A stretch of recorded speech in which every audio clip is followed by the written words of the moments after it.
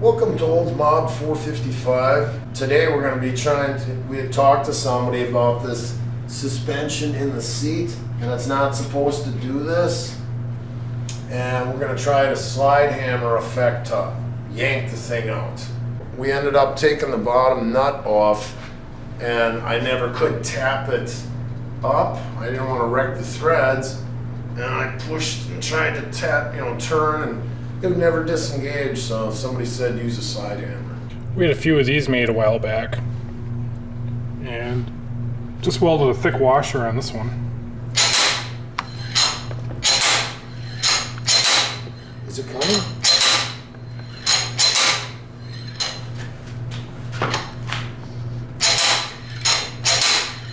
Doesn't look like it's working. Now we're thinking of making a puller system. So we're still using that point. We're going like this. Get this over, and then we'll be. Here you go. So we're going to be up against the butt of this frame here, and with that being a fixed point, something's got to give. As I start threading this nut down on there, it's got to pull.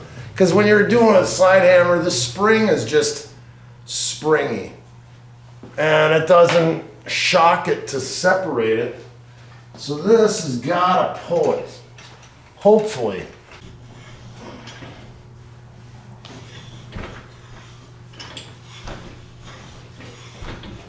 I think it came loose.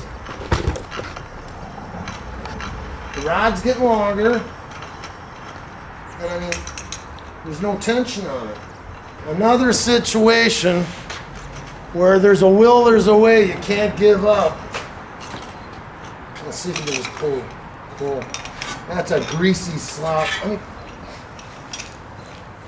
What a pain in the butt. How many hours do we got just into that stupid shaft? So it was all rusted up right there. You can see where all the rust was in the tube and it wouldn't let it come up. We'll get it cleaned up, see how sacked out the springs are. Might want to have, especially for these bigger guys, wouldn't bother me any, but if the spring's sacked out and you're bottoming, that doesn't feel good. The bottom one didn't want to come off, so I had to put a 1/2 inch on here and broke this 9/16 away. Now I'm gonna see if I can jam these two together, because otherwise the whole thing just rotates.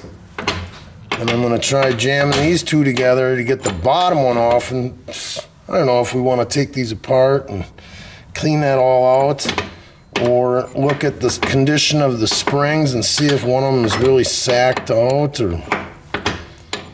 So there is a nut that's got 2 slots, and you should probably have the proper tool, spanner, to crack that free, but I just stuck one of these in here, pry bar, and then reefed this thing loose.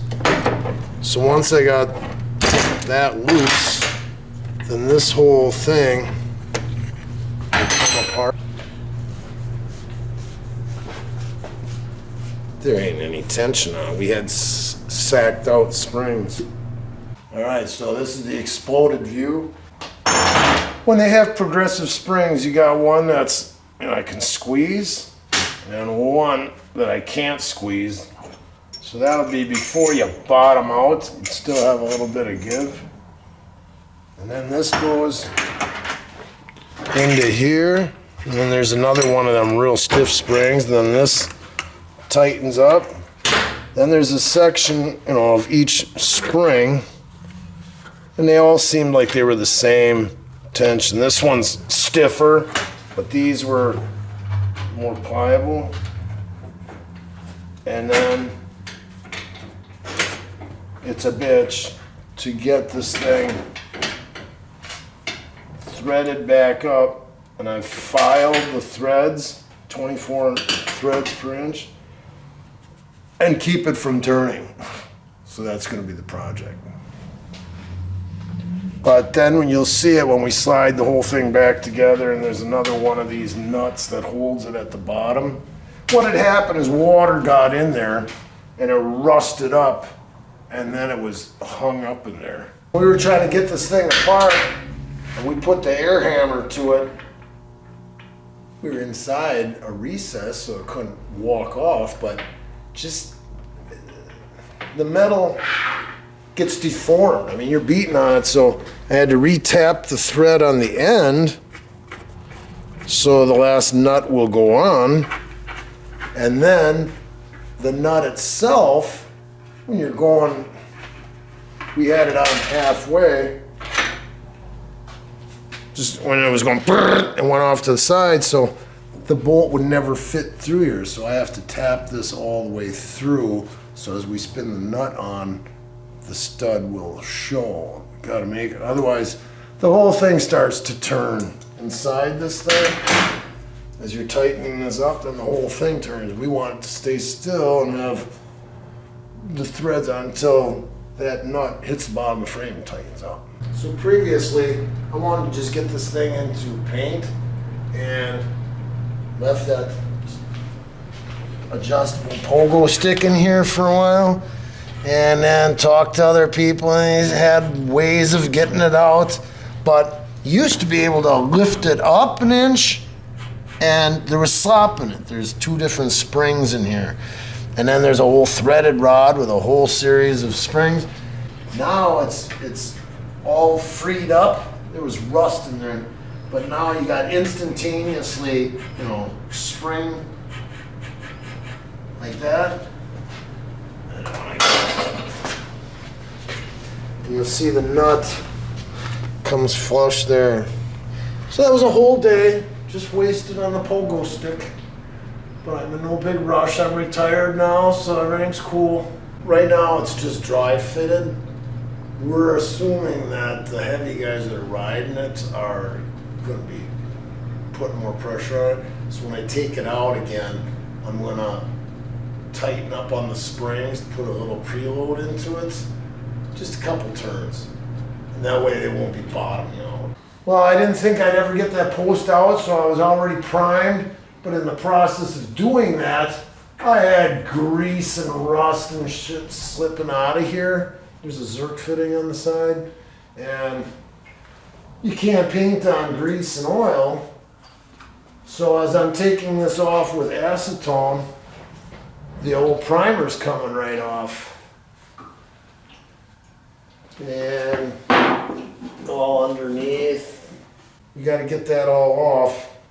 I guess we'll just give it another spritz of that metal etch primer, and then the next time. It's raining outside and stuff, so before we do the high build primer, I got to get all that oil off of this. We're trying this for the first time. Direct to metal. We shot the C-pillar up real quick since we were painting.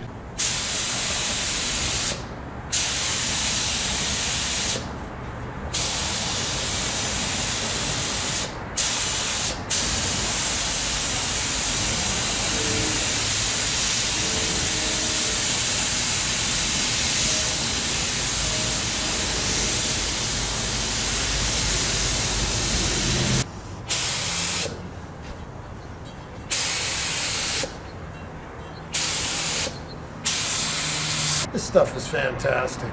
Then you end up sanding most of it down, but it fills everything in. It'll be super glossy after it's done. These rims are a little close together for painting. Probably spread it out when you put the base coat down. It just comes out slow, and you're sitting there going, and you're not moving. Like if you were with thin color, it would be like that.